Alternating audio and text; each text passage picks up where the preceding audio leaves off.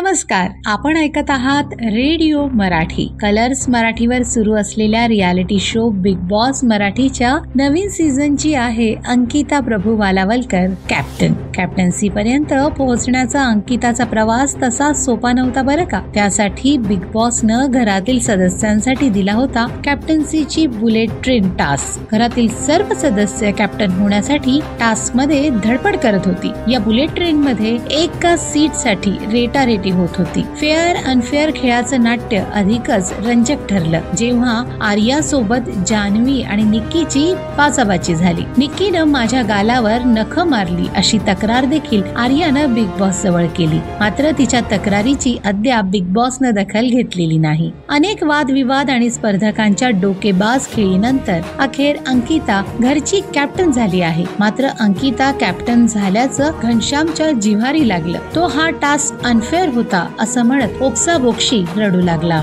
Big बॉसच्या पुढील भागात आपण नॉमिनेशन साठीचे टास्क पाहणार आहात.